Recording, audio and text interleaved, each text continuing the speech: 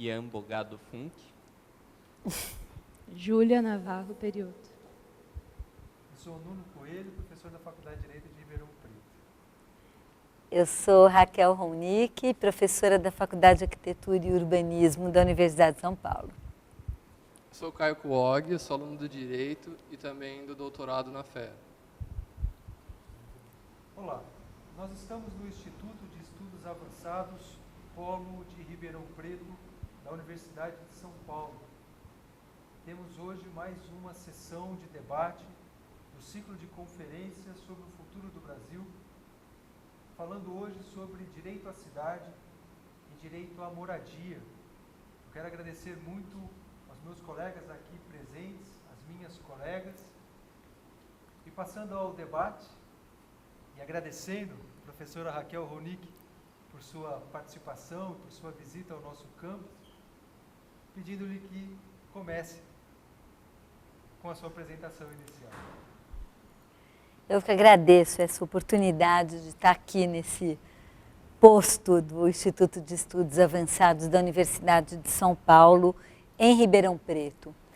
Eu queria começar com uma provocação para nós mesmos, né? O direito à cidade é um direito que se pode exigir individualmente na justiça, como boa parte dos direitos que se conhece.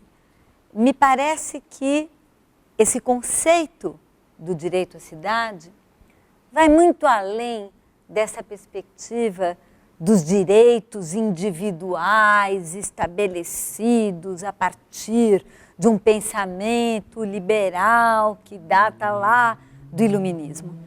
Nós estamos falando de um outro tipo de direito.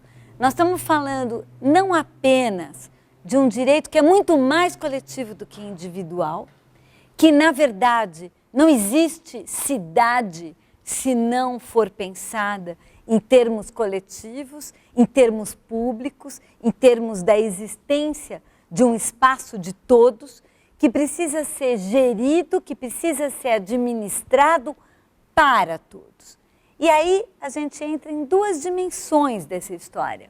Uma primeira é a ideia do direito à cidade, que eu diria uma dimensão talvez um pouco mais conhecida, que é todos que moram na cidade têm que ter direito ao transporte, a um meio ambiente seguro, saudável, tem que ter direito a uma moradia digna, tem que ter direito ao acesso à educação, e aí a gente estaria falando de uma espécie de cidadania urbana.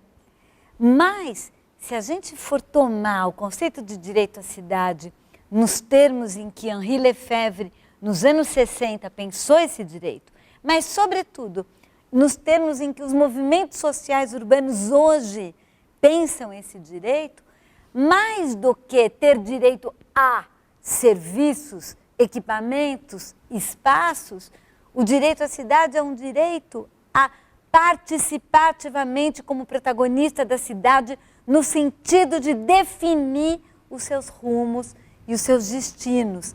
Então, é o direito de participar, não apenas como um espectador passivo que aperta um botão numa votação a cada 2 anos, mas de alguém que pensa o que quer construir como espaço de vida, como território de vida, e participa e luta ativamente para conseguir que isso seja efetivamente implementado.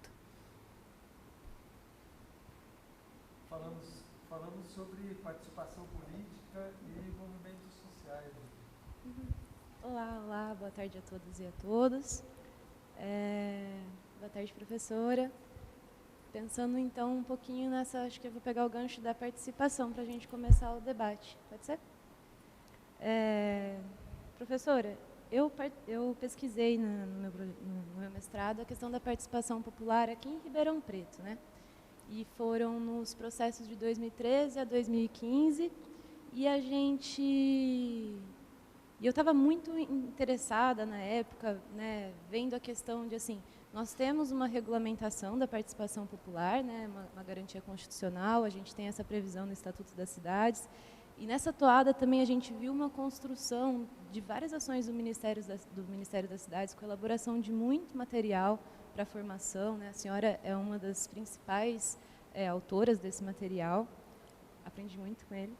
E também a gente teve a formação do Conselho Nacional das Cidades, com todas as resoluções que trazem para a gente a forma de fazer essa participação, que não está no Estatuto da Cidade, não está na Constituição, e elas trazem as resoluções em formas de direção de como agir a lei, passos importantes, né? Passos importantes até para a nossa compreensão enquanto planejamento na gestão pública, né? Que traz a questão do diagnóstico, a questão assim, de coisas que a gente pega na maioria dos casos, a gente vê um planejamento praticamente inexistente, né, que a gente sabe da questão dos interesses por detrás disso.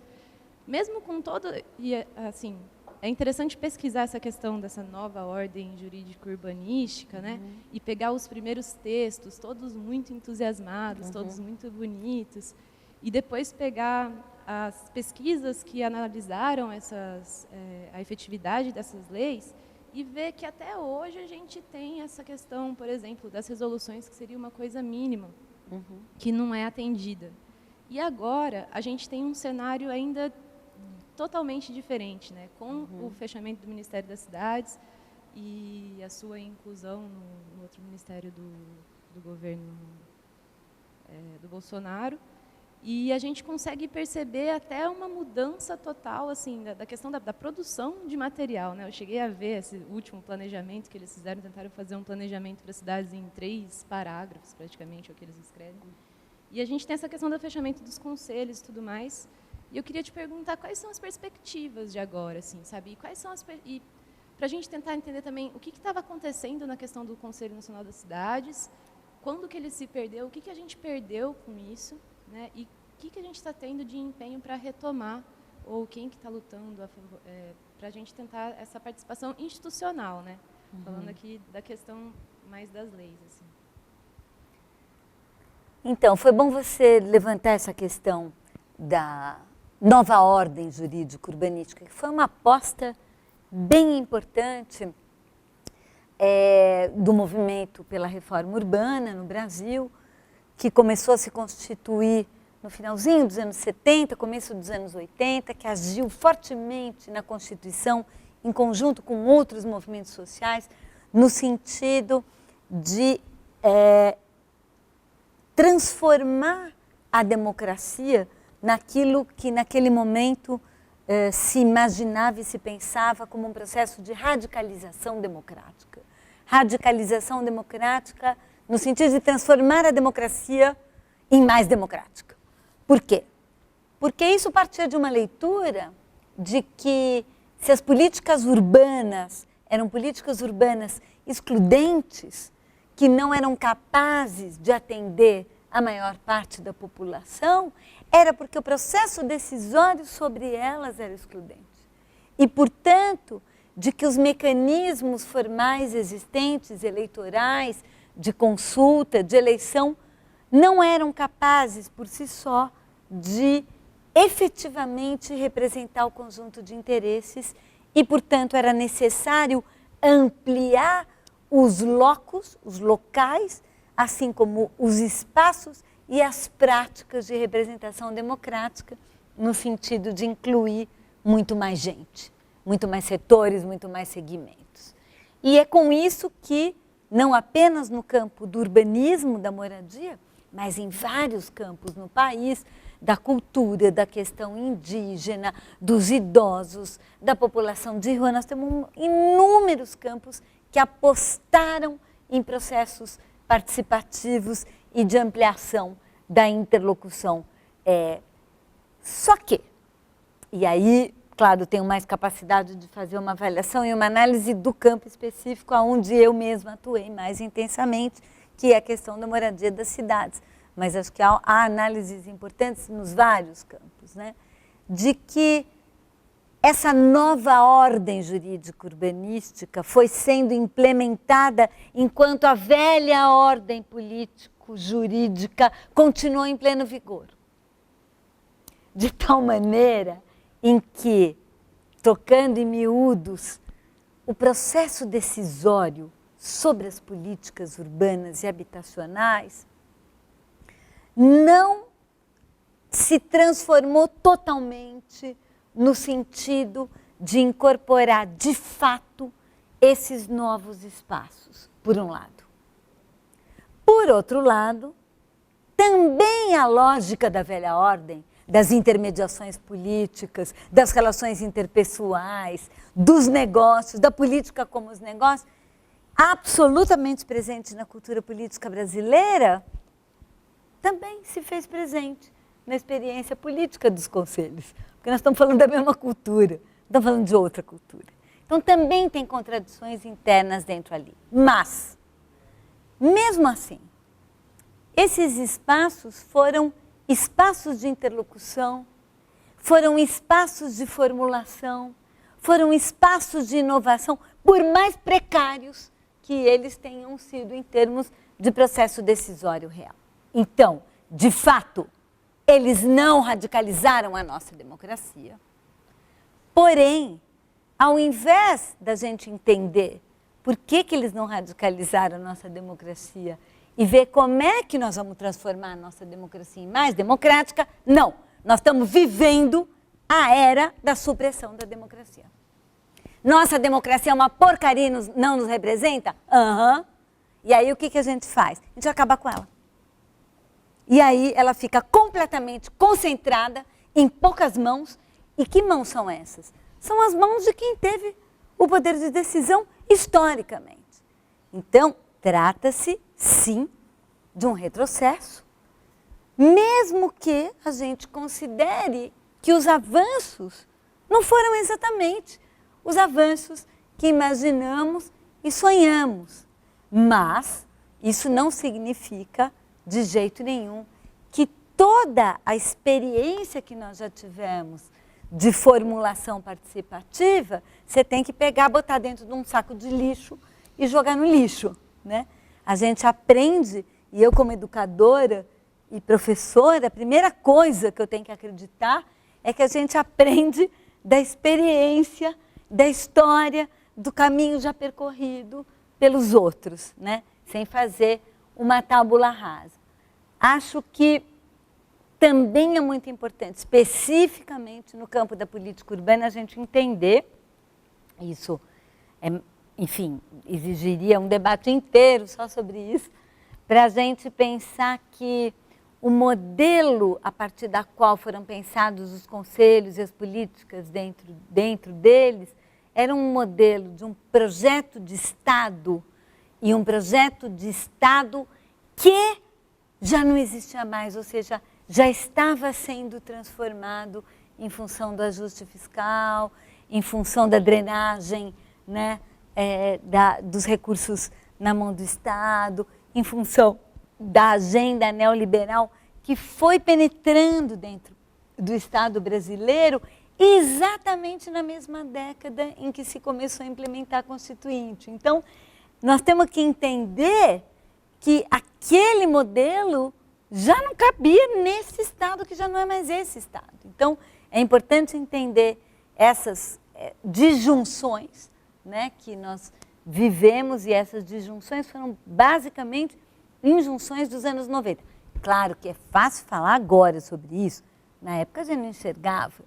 Eu mesma, né, envolvida com toda a luta pela reforma urbana, não enxergava os processos de transformação neoliberal que já estavam ocorrendo no âmbito do Estado brasileiro a todo vapor nos anos 90. Né? Então, claro que hoje a gente consegue fazer essa leitura e, ao fazer essa leitura, vamos ser capazes de pensar uma nova agenda, que é fundamental nesse momento. Boa tarde. A minha pergunta vai também no sentido da participação democrática, na gestão democrática da cidade, só que num viés um pouco diferente, né? Eu, nos últimos anos, realizei uma pesquisa sobre processos de reintegração de posse aqui em Ribeirão Preto, e o que eu verifiquei no final da pesquisa era que muitas vezes esses processos de reintegração de posse recebiam uma decisão logo no início do processo pela reintegração de posse, muitas vezes sem qualquer possibilidade de defesa daqueles que estavam sofrendo a reintegração de posse, e esses não... E tinha reintegração de posse sem qualquer fala, né, institucional das pessoas que estavam sofrendo essa ação no processo. Então, eles não tinham o direito de voz no processo. Uhum. E uma coisa que eu vi também, observo nos últimos anos, é uma crescente desses número de processos de reintegração de posse e outras remoções, às vezes até sem processo de reintegração de posse, enquanto uma decrescente com relação aos programas habitacionais e à política habitacional num sentido mais amplo.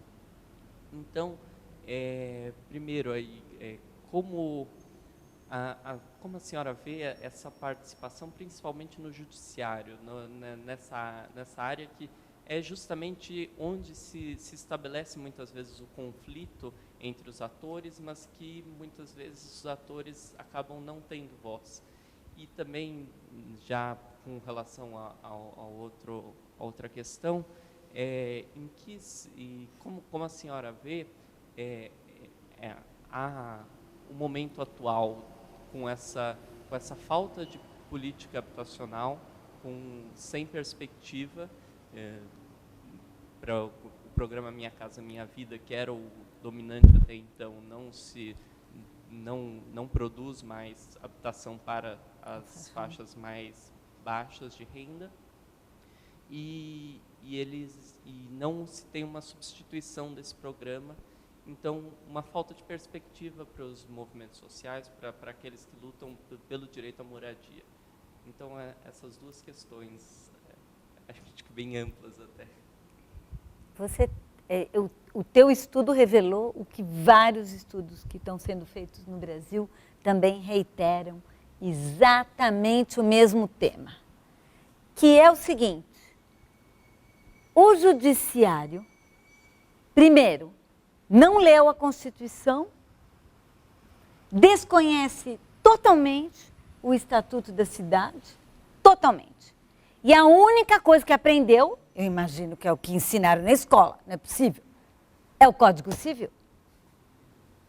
Então, diante de um conflito em torno de uma questão de posse, o que durante os processos, e aí eu estou falando com base em vários trabalhos, várias teses de mestrado e doutorado que examinaram concretamente centenas de milhares de sentenças, em vários processos, não apenas sequer citaram quem estava envolvido no conflito, nem se deram o trabalho de ver se tinha alguém ali envolvido no conflito, olhar a escritura, viram se ali era uma escritura registrada no cartório, beleza. Pode mandar a polícia oficial de justiça tirar.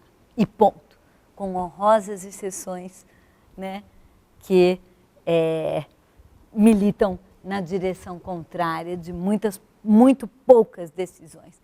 Não quer saber se o edifício que estava vazio, se o imóvel estava cumprindo a função social que está no artigo 182 da Constituição.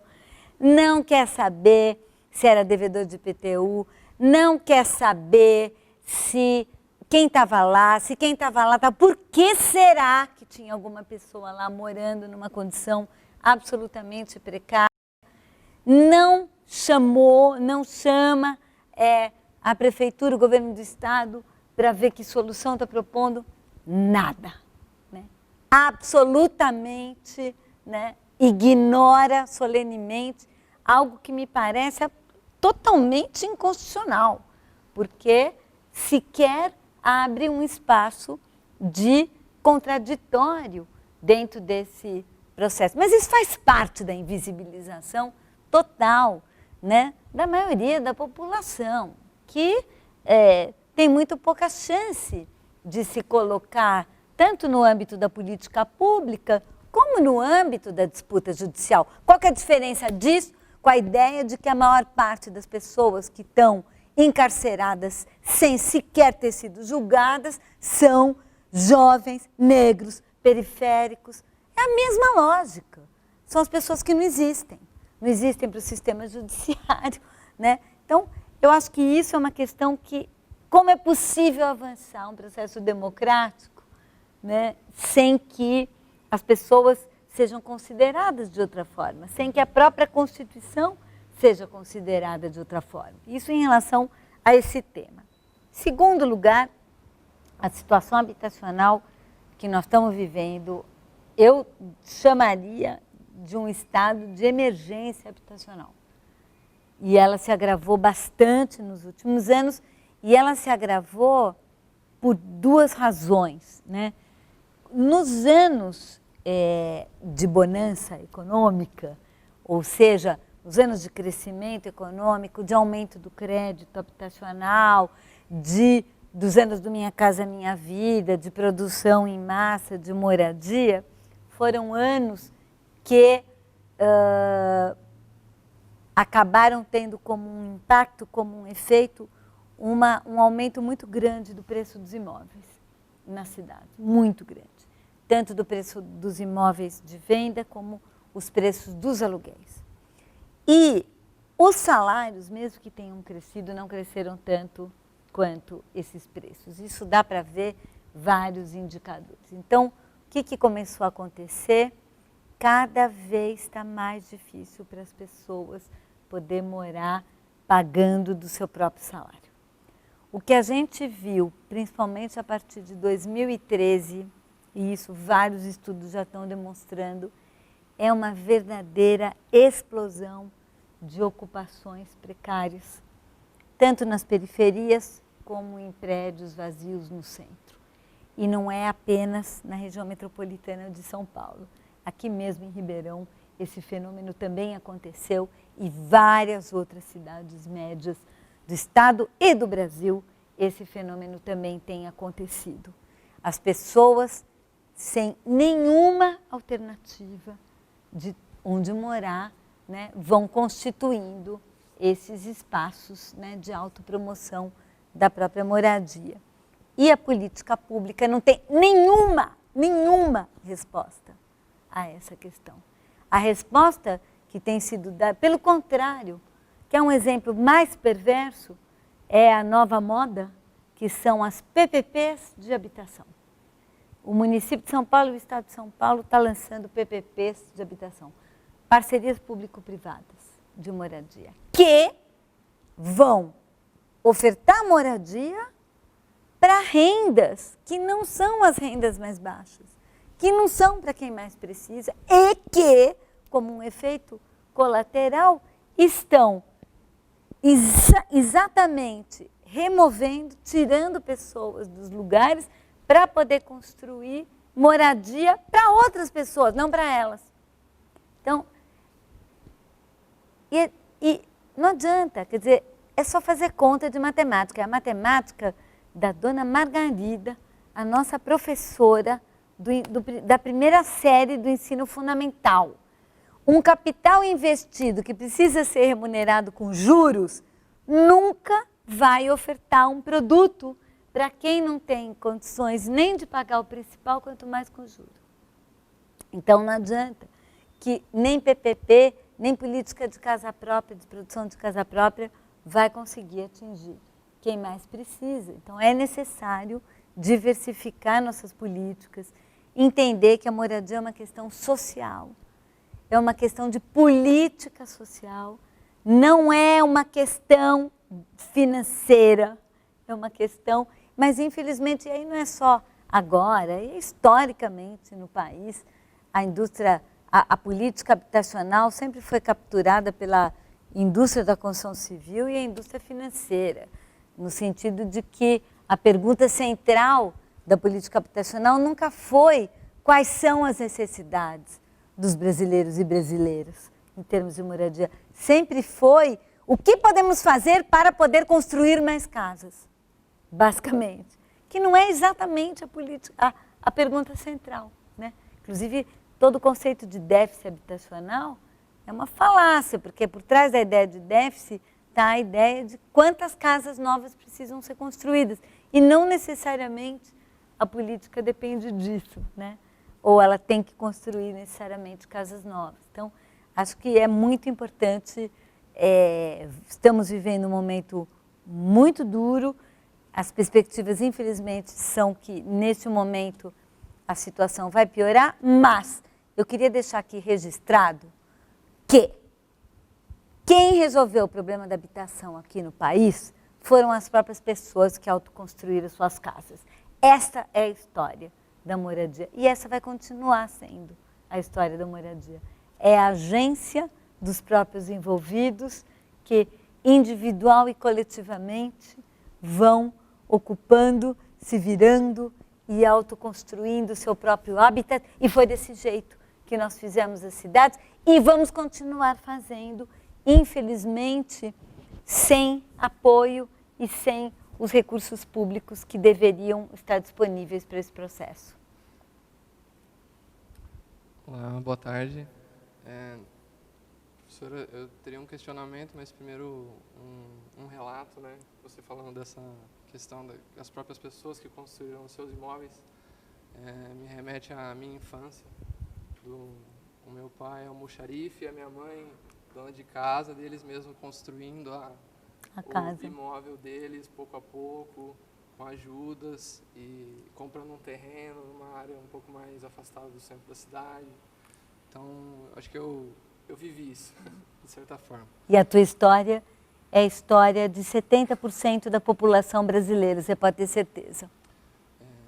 O primeiro questionamento sobre a fala sobre participação, eu tenho estudado no doutorado um pouco do tema de e-government. E o que tem me chamado um pouco a atenção, e eu trabalho com um método de tomar de decisão, é que os que eu trabalho atualmente, né, eles invocam um pouco dessa transparência e dessa necessidade de uma participação da comunidade.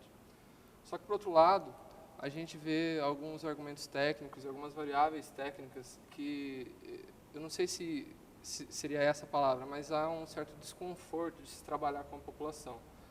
E eu gostaria que, se você pudesse comentar um pouco sobre isso, dessa dicotomia que há entre essa tomada de decisão estratégica, técnica, do burocrata e entre aquela participação popular em que a gente, citando um exemplo bem conhecido, em Belo Monte, que centenas de milhares de pessoas tinham que participar de uma audiência pública, como que haveria essa participação dessas pessoas numa decisão que a gente sabe hoje que houve vários interesses por trás disso, mas, enfim, como que se daria essa participação?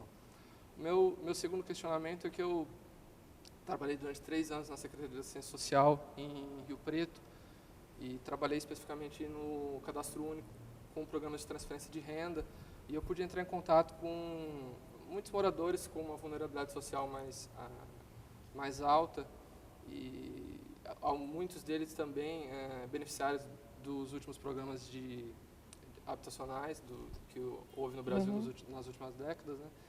E o que, como estudioso dentro do tema de vulnerabilidade social, eu percebi que realmente é como você falou, o problema habitacional ele é um problema social, é um problema que vai muito além de só ter uma casa.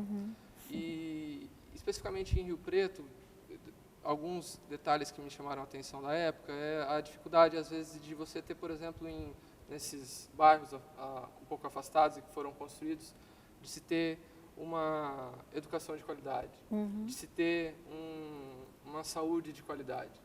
Então, qual que seria uma solução mais adequada para a gente, então, promover a melhor habitação para essa determinada população, mas não criar também esses outros problemas, de certa forma?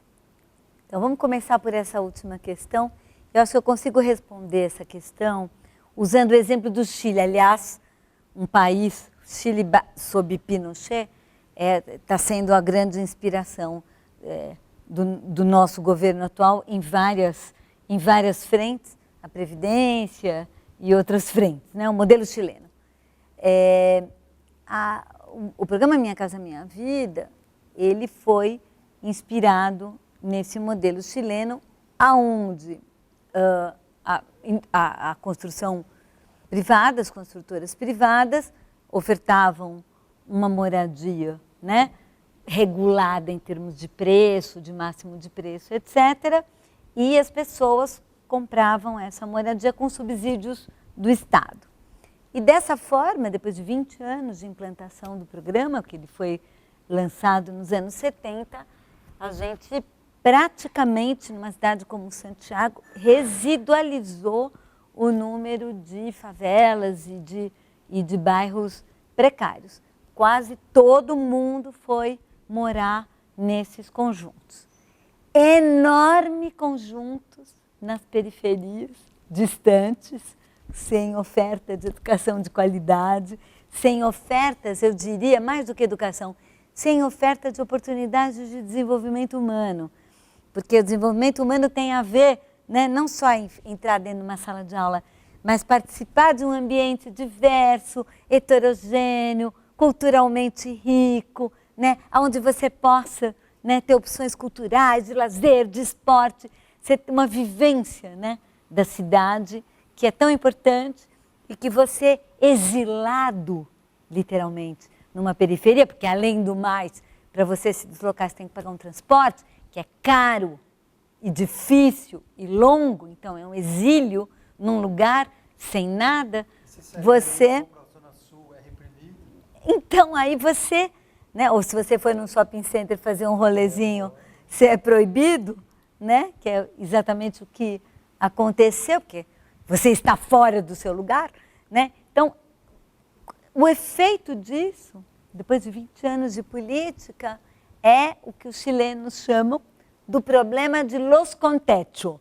Era o problema do sem teto, de los sin techo, e agora tem um problema de los con techo, que você tem uma concentração de casos de violência doméstica, de problemas seríssimos de vulnerabilidade, de dependência química, de alcoolismo, tarará, nas conjuntos ordenados do mercado.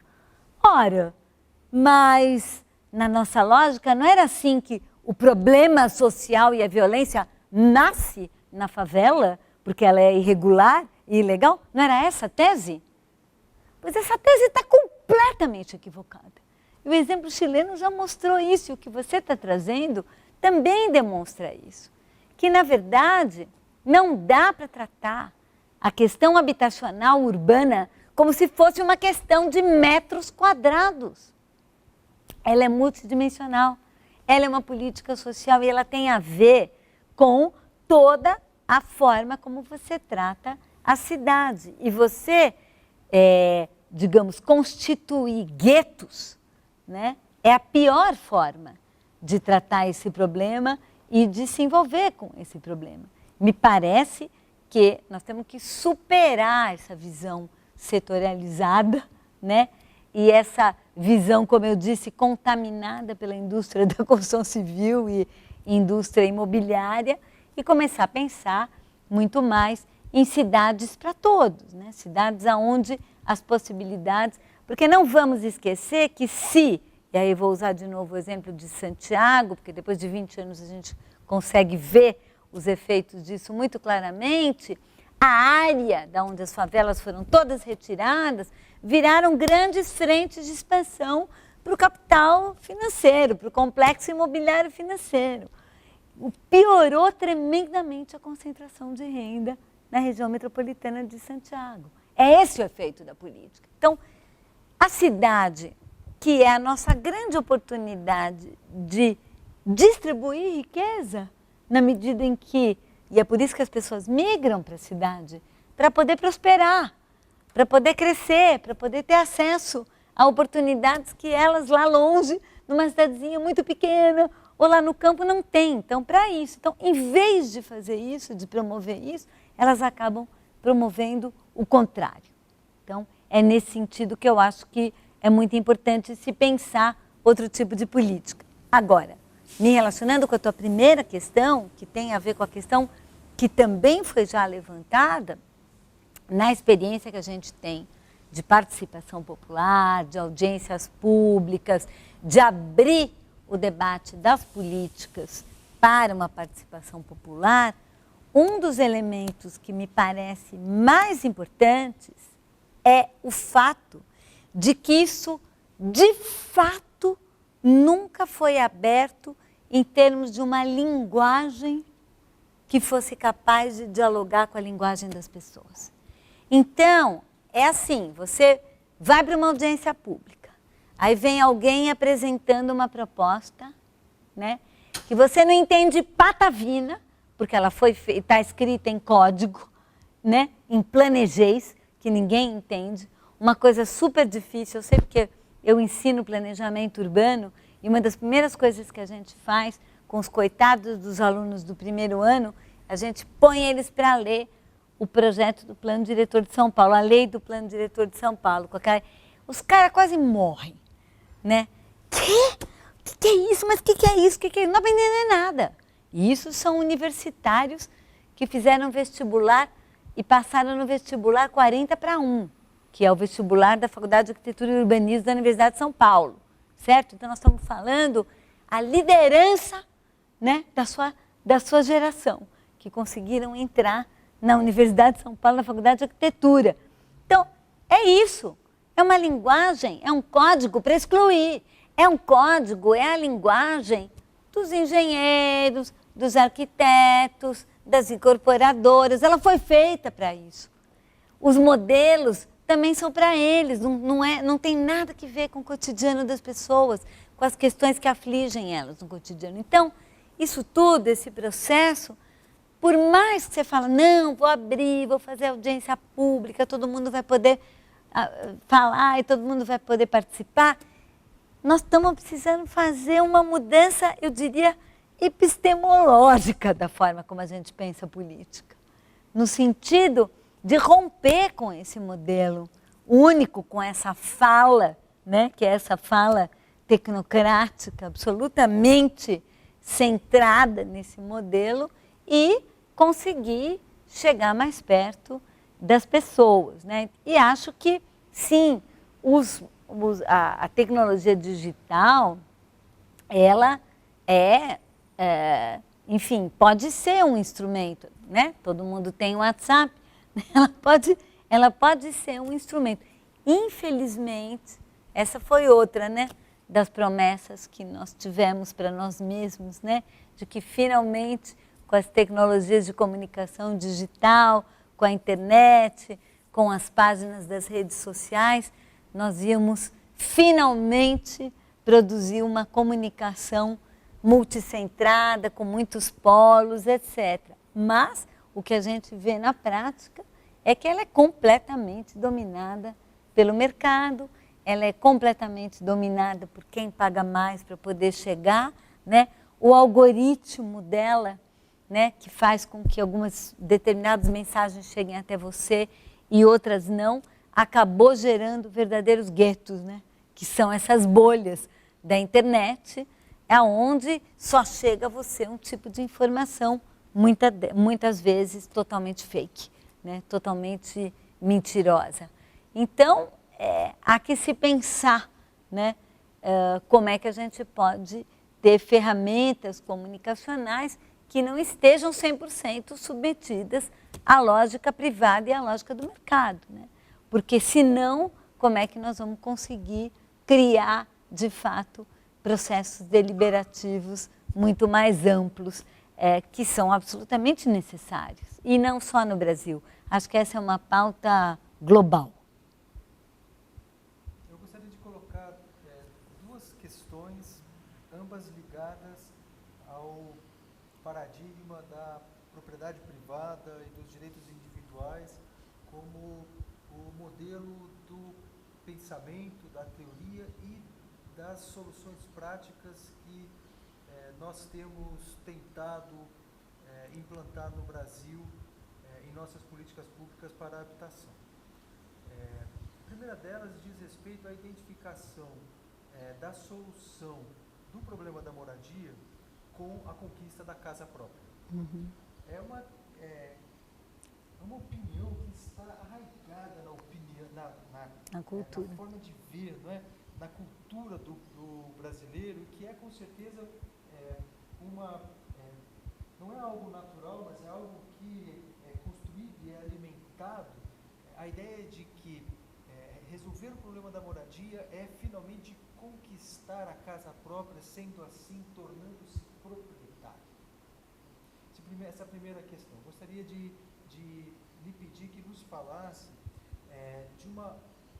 de outras perspectivas pelas quais, levando a sério o caráter social do direito e da necessidade da moradia, não é?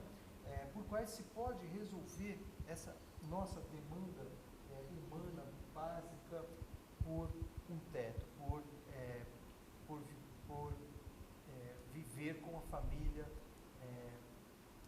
de forma segura.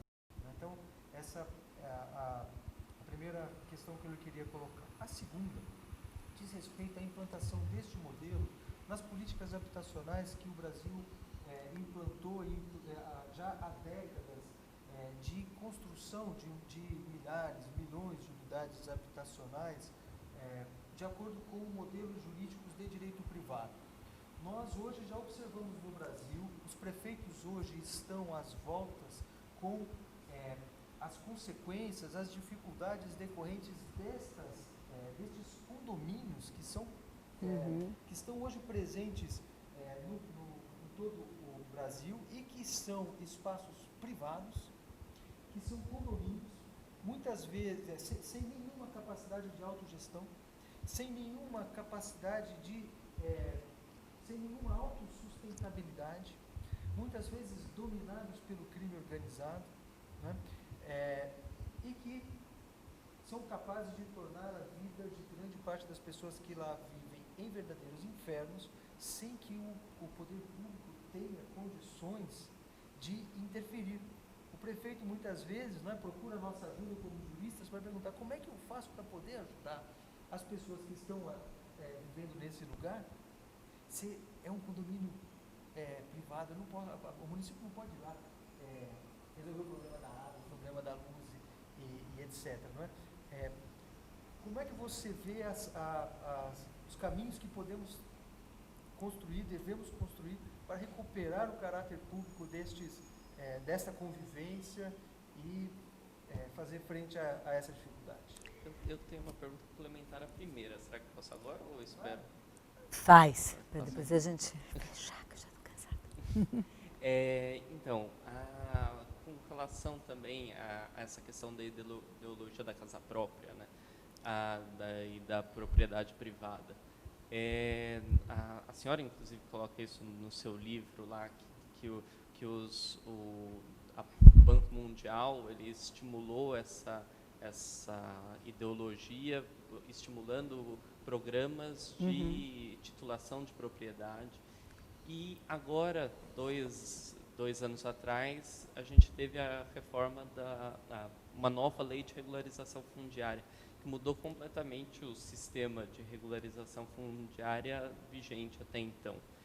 E aí, o que eu queria saber é se a senhora, primeiro, a senhora acredita que essa lei ela vem justamente nesse sentido de titular a propriedade sem se preocupar com as consequências, com o efetivo direito à moradia adequada, né? E qual poderia ser, né, as consequências a médio e longo prazo dessa nova lei de regularização fundiária para essas pessoas que estão num processo de regularização fundiária? Porque, por um lado, muitos movimentos sociais estão adotando essa lei de regularização fundiária e fazendo, porque ela facilitou muito a regularização fundiária. Então, eles estão indo muito atrás dessa lei, desse processo de regularização fundiária. Então, eu gostaria de saber, a médio e longo prazo, se a partir de experiências de outros países, que essa poderiam ser como consequência para essa regularização fundiária, esse modelo de regularização fundiária? Vamos começar falando sobre os condomínios. Quem inventou esse regime privado de controle territorial foi o mercado imobiliário. E particularmente o mercado imobiliário das cidades do interior de São Paulo, como Ribeirão Preto e outras que tais. Essa ideia de que você se aparta do conjunto da cidade e constrói um espaço para si mesmo, controlado privadamente, né? Uma ideia completamente alheia, inclusive, à própria legalidade da lei de loteamentos no Brasil, que não permite a existência de condomínios. Então, vamos falar dos condomínios privados de classe média alta, que forneceram o paradigma dos regimes territoriais de controle privado que hoje estão sendo reproduzidos pela milícia. Um lugar, né, onde é possível você não deixar que a dimensão pública entre, não manter uma dimensão pública e fazer com que aquilo possa ser um espaço sob controle, que no caso das milícias é igualmente um regime privado de controle territorial delinquente. Mas não é muito diferente do condomínio de classe média, do ponto de vista da sua noção de cidade, da sua noção de cidadania, da sua noção da relação entre privado e público. Aliás, ele é que fornece essa matriz. Aliás, a tal da lei de regularização, ela beneficia e agiliza muito mais a regularização destes condomínios privados de classe média do que propriamente as situações de autoconstrução em áreas, em favelas, etc., que acabam encontrando bloqueios na justiça de outro tipo, por exemplo, em relação à legislação ambiental, em relação a outro tipo de questões que acabam também não permitindo essa regularização. Mas vamos falar sobre essa questão da casa própria. Eu quero falar dessa questão da casa própria a partir da seguinte constatação. No censo do IBGE, uma das perguntas, aliás, também ameaçado de não ter nesse momento, uma das perguntas do censo é: esta casa é própria, alugada, cedida ou outro? Essas são as categorias que existem no censo, né? E as pessoas respondem. Como que as pessoas respondem? Se ela comprou, é dela, portanto é própria.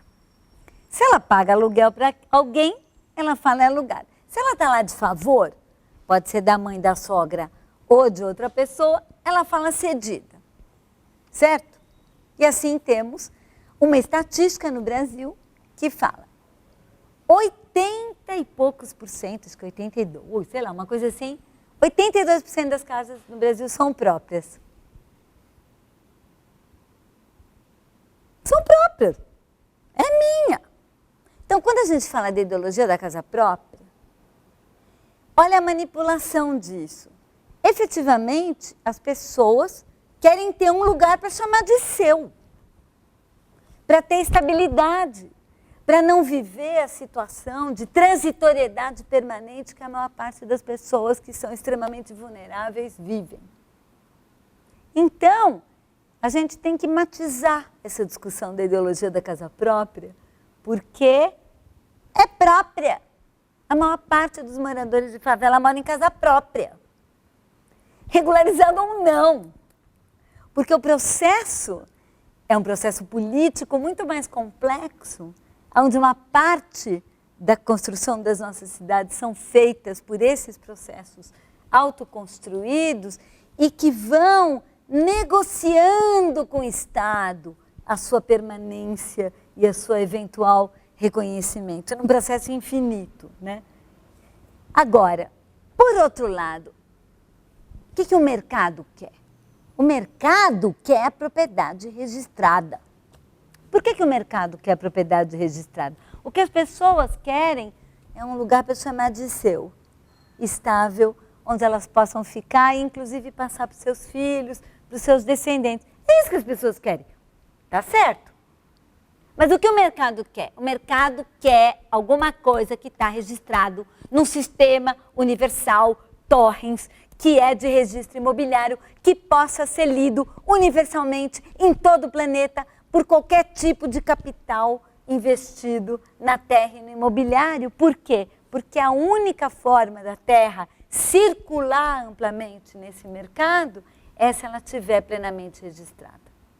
Então, quem inventou esse negócio de terra registrada e para que ele serve é para a universalização das relações de mercado como única forma de relação entre as pessoas e o território que elas vivem. Mas, na verdade, nós temos um conflito histórico um conflito que tem 250 anos, né? Que essa forma de propriedade privada ganhou hegemonia sobre todas as demais formas e ela, diante das outras formas, transforma todas as outras formas em semi-regulares, ilegais, frágeis. Mas essa tensão, ela continua existindo.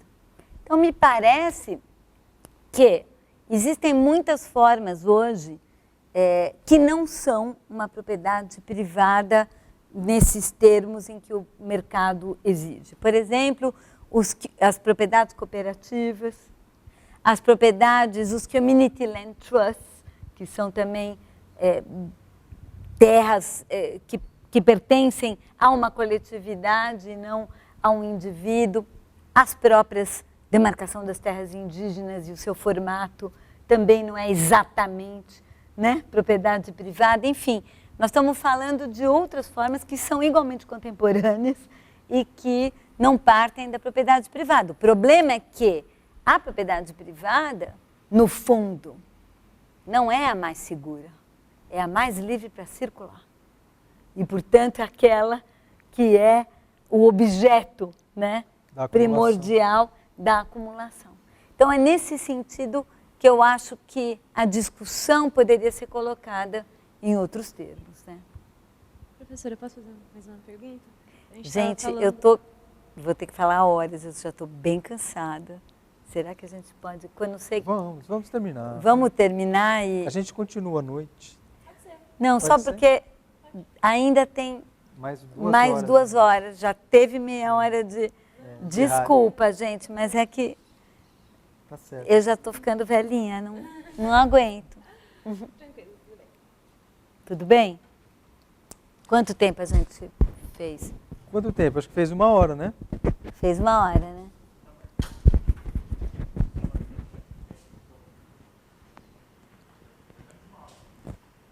Deu 1 hora?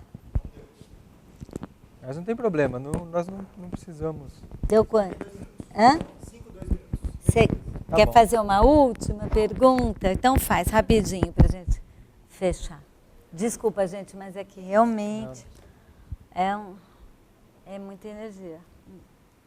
Professora, a gente acabou de falar sobre a privatização de pequenos espaços relacionados aos bairros, né? E como que a gente entende isso relacionado às cidades inteiras? Estou falando das tais das Smart Cities. Eu tinha visto uma pesquisa de um pesquisador indiano que ele mostrou como que as Smart Cities prejudicaram a questão na Índia, né? Que ao invés deles resolverem a questão lá, eles faziam só novas cidades bonitinhas. Isso. E aqui no Brasil a gente está com um projeto, não sei se é de conhecimento da senhora, que chama Smart City Laguna. Eles, acho que por causa das minhas pesquisas no Instagram, começou a aparecer para eu comprar um pedaço dessa cidade, assim, pelo Instagram. E aí é uma cidade que eles fizeram a 60 quilômetros de Fortaleza, e ele é 100% financiado por 40 pessoas que são entre italianos e ingleses. E eles falam que vai ser uma cidade democrática, uma cidade... o que eu imagino que seja, não sei se a senhora tem conhecimento do que é, mas eu imagino que seja um grande loteamento, né? Não sei se eles criaram uma cidade nova. Mas a senhora esteve em vários lugares do mundo, assim, não sei se a senhora tem alguma coisa para falar para a gente desse reflexo dessas cidades enormes que são produzidas. Eu imagino que devia ter bastante coisa para resolver ali perto, ao invés de criar uma cidade nova, talvez. Acho que a gente tem que pensar, e acho que é isso que tem que ser objeto de reflexão, qual que é a relação entre a constituição desses espaços privados cada vez maiores, e se você pensar que todo esse processo de de ampliação da participação do privado nas políticas públicas, nas privatizações, as concessões, as parcerias público-privadas, elas também vão criando esses espaços de gestão privada que se retiram da esfera contratual pública e migram para a esfera contratual privada e, portanto, se na esfera contratual pública isso tem ainda o espaço da negociação política e do contraditório, e os modelos democráticos, por mais que sejam insuficientes e frágeis, nesse espaço da contratualização privada não tem mais nada. Inclusive, contratos estabelecidos de concessão e de gestão de territórios inteiros, onde até a arbitragem final, né, se tiver algum problema em relação às cláusulas contratuais, é privada. Nem sequer tramita no judiciário mais. Ou seja, nós estamos falando, na prática, da desmontagem dos Estados. Eu acho que, na prática, e acho que essa pode ser uma conclusão dessa nossa conversa, o processo iniciado nos anos 70 de neoliberalização, para e passo com o processo de globalização financeira e libertação total dos fluxos financeiros para que pudessem circular livremente no planeta, inclusive sem sequer deixar uma parte disso nos próprios países de origem, que é o caso dos paraísos fiscais, né? Cada vez mais, também são espaços extranacionais. Foi criar isso na esfera global, junto com os processos cada vez mais amplos em termos de tamanho de território, de implantação de regimes territoriais totalmente privados e cujas relações com as pessoas que moram estão estabelecidas na esfera privada, contratual, fora também da esfera pública, portanto, fora do ordenamento jurídico, urbanístico, político, né? Isso tudo foi sendo gradativamente avançando, de modo que o tal do modelo do Estado-nação já era. Já era. Não é à toa que as pessoas estão na rua dizendo esse Estado não nos representa. O problema é que nós estamos exatamente num momento muito difícil, aonde essa ordem construída, que é a ideia do Estado moderno, essa ordem está morta e nós estamos vivendo dentro do cadáver. Por isso que está tão ruim. E nós não temos ainda a nova. Então, esse momento de transição, eu acho que é isso que todo mundo está sentindo, eu estou sentindo, eu acho que todo mundo que está ouvindo aqui também está sentindo muito. Ele é muito difícil. Mas cabe a nós, nesse momento de transição, construir essa nova ordem. Não será essa que nós estamos vivendo agora, pelo amor de Deus.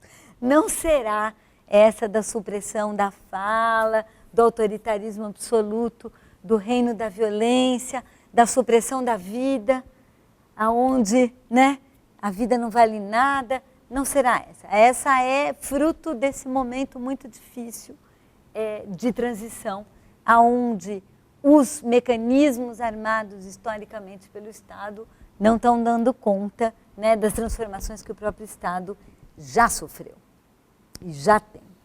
Mas certamente me parece que as experiências que nós estamos vivendo de autogestão, de autonomia, de construção, e especialmente no Brasil, que, como eu já disse, a nossa história foi o seguinte: nós mesmos que construímos tudo mesmo, então nós também temos uma experiência de construção individual e coletiva e de agência dos sujeitos muito forte.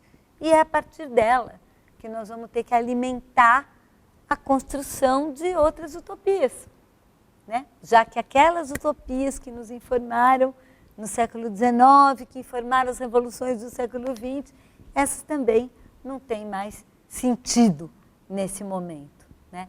Então é um momento distópico, é exatamente isso, um momento extremamente distópico, mas é em momentos como esse, nesse sentido, nós somos uma geração, ao mesmo tempo, castigada, né? Mas, ao mesmo tempo, também privilegiada, sobretudo os mais jovens, porque, está na mão de vocês construir agora como é que vai ser essa outra forma de organização sociopolítica territorial nova, né? Aonde me parece que o valor da vida, da sobrevivência, vai ser um valor, inclusive da sobrevivência do próprio planeta, vai ser um valor bastante importante. Muito obrigado. Vamos seguir. Convidamos a todos para acompanharem as próximas sessões e debates do nosso ciclo de conferências sobre o futuro do Brasil. Muito obrigado.